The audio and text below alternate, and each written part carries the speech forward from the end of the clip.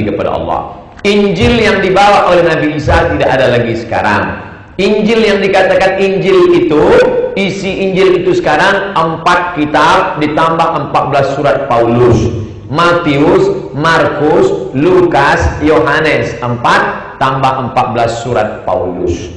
Bukan Injil yang dibawa oleh Nabi Isa alaihissalam. Tanya ibu mantan pendeta Irene Handono. Tanya ustadz mantan pendeta Ustadz Nababan. Tanya ustadz mantan pendeta Yahya Walone. Tanya ustadz mantan pendeta. Tantang Yahya Waloni ini yang berkoar-koar di YouTube. Kenapa antum tidak tantang? Saya yang berkoar-koar di TV mengatakan kitab Bible Kristen itu bohong, nggak dilapor-lapor. Saya bukan mengatakan Bible Kristen fiksi, Bible Kristen itu palsu. Lapor, antum tantang saya. Lapor saya bila perlu ke Baris. Mereka ceramah itu seringkali bukan ceramah Al-Quran, tapi mereka ceramah Alkitab. Nah, saya mau tanya bang, ini kira-kira mereka punya ndak Injil aslinya sehingga mereka katakan bahwa Alkitab yang dipegang oleh orang Kristen saat ini itu sudah palsu, itu karangan Paulus gitu. Mereka punya ndak bang ya? Atau waktu abang dulu mungkin abang sudah simpan Injil aslinya gitu? Tidak ada. Tidak ada. Tidak ada Injil asli. Justru mereka berkata Al-Quran ada.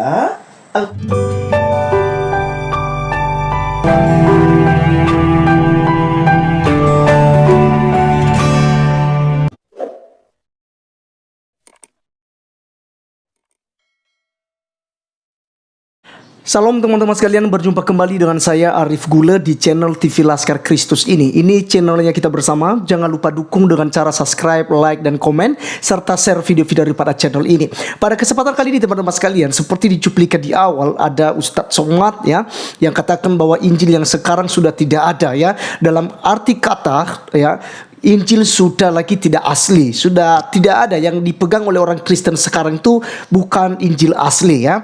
Karena ada beberapa juga di bagian video lainnya mengatakan demikian. Kemudian Ustadz Yahwaloni juga katakan bahwa ini sudah palsu gitu ya, palsu semua katanya ya. Lapor saya gitu. Nah, karena belum sama tadi katakan mau belajar dari Yahwaloni, dari Irene Handono, Ustadz Nababan gitu ya. Padahal mereka semua itu adalah orang-orang goblok teman-teman sekalian, yang tidak mengerti kekristenan sama sekali, tetapi sok-sok tahu. Bahkan mereka mengaku-ngaku sebagai orang penting dalam kekristenan sebelumnya. Teman-teman, benarkah bahwa Injil itu sudah dipalsukan? Bahwa juga dikatakan Yesus tidak disalib, dan juga dikatakan orang-orang Kristen masuk neraka karena mereka percaya kepada Injil palsu? Nah, teman-teman, mari kita mendengarkan satu video ya, ketika saya rekaman dengan Pak Effendi Usman dari Injil Habaget, dan kami membahas hal yang berkaitan dengan klaim Ustadz Abdul Somad dan juga Yahya Waloni tadi. Untuk itu teman-teman, mari kita lihat video berikut ini. Nah, pandangan Islam terhadap kekristenan itu ada 3 hal. Saya sudah bagikan ada 3 hal ya pandangan Islam terhadap kekristenan. Ini sering sekali diungkapkan atau diceritakan oleh para ustadz. Sangat sering diceritakan oleh para ustadz, digambar-gemborkan oleh para ustadz bahwa Alkitab sudah dipalsukan. Iya. Nah, ini tuduhan tanpa bukti. Alkitab dipalsukan. Tidak ada satupun ayat Al-Quran yang menulis Alkitab sudah dipalsukan. Justru sebaliknya, Muhammad, kata Allah di dalam Al-Quran, Muhammad justru disuruh untuk bertanya kepada ahli kitab. Ahli kitab ya? Nah, di dalam surat Al-Quran, di dalam sebuah ayat Al-Quran dikatakan begini bang, fa in kunta fi syaqqin mimma anzalna ilaika fas'alil ladzina yaqra'una al-kitab min qablik laqad ja'akal haqqu min rabbika fala takunanna minal mumtarin. Artinya, maka jika engkau Muhammad ya, berada dalam keraguan-raguan tentang apa yang kami turunkan kepadamu, maka tanyakanlah kepada orang yang membaca kitab sebelummu. Sungguh telah datang kebenaran kepadamu dari Tuhanmu, maka janganlah sekali-kali engkau termasuk orang yang ragu. Bayangkan Bapak Ibu, maka jika engkau Muhammad, kata Allah, berada dalam keraguan-raguan tentang apa yang kami turunkan kepadamu, maka tanyakanlah kepada orang yang membaca kitab sebelummu. Seandainya Alkitab sudah dipalsukan, dan kita tahu semuanya bahwa Al-Quran datang jauh setelah Injil bang. Ada sebagian sejarah mencatat 650 tahun, ada sebagian sejarah mencatat 700 tahun. Yang jelas seandainya Alkitab sudah dipalsukan, mungkinkah Al-Quran masih menulis seperti yang baru saja saya bacakan? Bertanyalah kepada ahli kitab. Betul. Kitab sebelummu.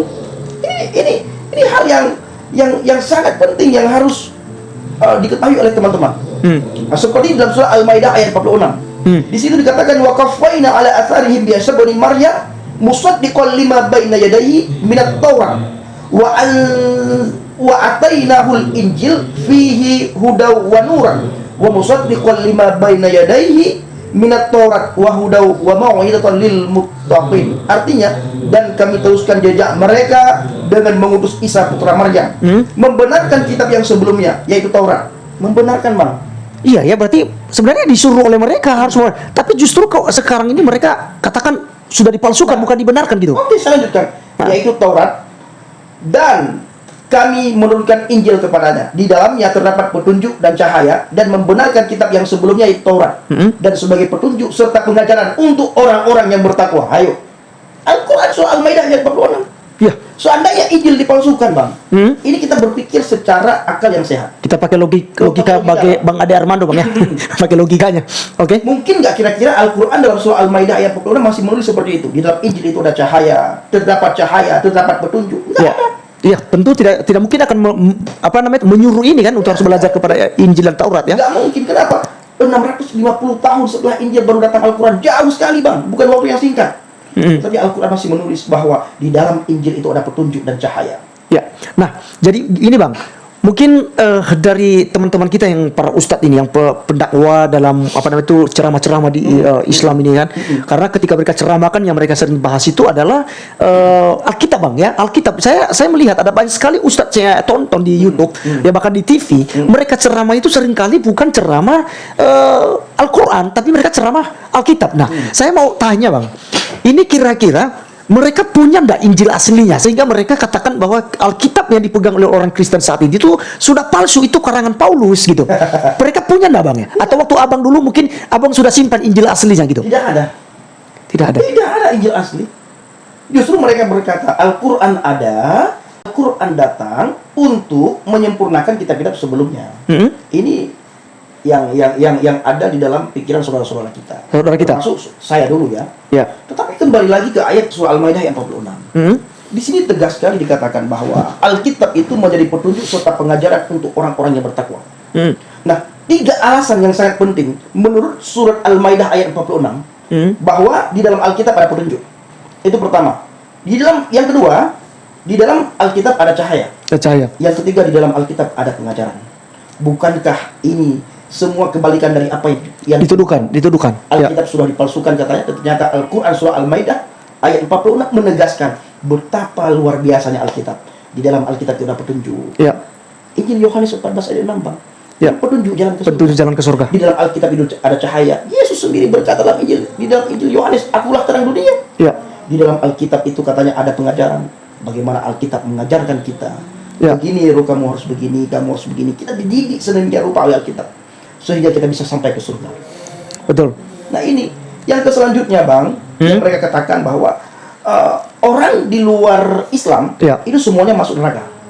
Ya ini Bang, seperti yang saya tanyakan di awal tadi Bang, ini kadang-kadang sakit telinga dengar itu Bang. Jadi Kristen tuh pasti gitu ya, pasti masuk neraka. Padahal kalau mereka bilang ke surga pun masih ada insya Allah Bang ya, insya Allah mudah-mudahan gitu. Tapi mereka pastikan Kristen ini bukan insya Allah lagi, tapi pasti masuk neraka gitu ya. Jadi bagaimana itu Bang? Nah ini juga sama. Tidak ada ayat Al-Quran yang berkata bahwa jika mati di luar Islam masuk neraka. Tidak ada ayat. Tidak ada ayat di dalam Al-Quran orang di luar Islam itu mati masuk neraka. Justru sebaliknya, ini sangat mengherankan saya ya. Al-Quran menulis seperti ini dalam surah Al-Baqarah ayat 62. Di situ dikatakan innal ladzina amanu wal ladzina hadu wan nasara was-sabi'in man amana billahi wal yaumil akhir wa amila sholihan falahum ajruhum inda rabbihim wala khaufun alaihim wala hum yahzanun. Artinya sesungguhnya orang-orang mukmin, orang-orang Yahudi, orang-orang Nasrani, dan orang-orang Sabi'in, siapa saja di antara mereka yang benar-benar beriman kepada Allah hari kemudian dan beramal soleh, maka mereka akan menerima pahala dari Tuhan mereka. Tidak ada kekhawatiran kepada mereka dan tidak pula mereka bersedih hati. Bayangkan Bang, sekalipun orang Yahudi, sekalipun orang Nasrani, sekalipun orang Sabi'in, kalau mereka percaya kepada Allah, mereka beramal soleh, mereka percaya akan datangnya kiamat. Tidak ada keraguan pada mereka. Kata Al-Quran. Ya. Dan di situ Allah katakan apa? Mereka akan menerima pahala dari Tuhan mereka. Dalam surat Al-Baqarah ayat 62 ini seolah-olah Allah seperti setuju bahwa ada Tuhan selain Dia. Iya, iya. Betul, betul Bang ya. Mereka akan menerima pahala dari Tuhan mereka. Pertanyaannya, siapa sih orang-orang Sabi'in, Bang? Ya. Kalau orang Yahudi sudah jelas, orang Israel itu orang Yahudi. Betul, betul. Orang Nasrani itu orang yang percaya kepada Yesus yang dari Nazaret. Ya. Masuk di situ orang kita Kristen ya. Betul. Karena Kristen dan Nasrani itu ada sebagian kita juga berkata itu beda. Ya. Tetapi ada beberapa kesamaan antara Kristen dan Nasrani. Ya, Nah, kita ya. tidak akan membahas hal itu. Ya. Dan orang-orang Sabi'in, orang Sabi'in itu Bang Arif, orang seperti saya itu Sabi'in. Samin. Orang yang keluar dari Islam lalu mengikuti ajaran yang sekarang saya anut, yaitu ajaran Kristen, ajaran Alkitab. Maka saya akan mendapatkan pahala dari Tuhan saya. Ya. Dan Allah mengakui Tuhan saya yang saya imani sekarang. Ini yang tertulis dalam Al-Quran tanpa perlu penafsiran. Iya, betul, betul ya. Lalu pertanyaan Dan nanti dipikir sudah ditafsirkan ya. Ini bukan tafsiran. Bukan tafsiran. Bukan tafsiran Pertanyaannya sendiri. dari mana mereka tahu kalau orang di luar agama Islam itu mati masuk neraka? Ya. Tidak ada. Tidak ada ayatnya. Tidak ada.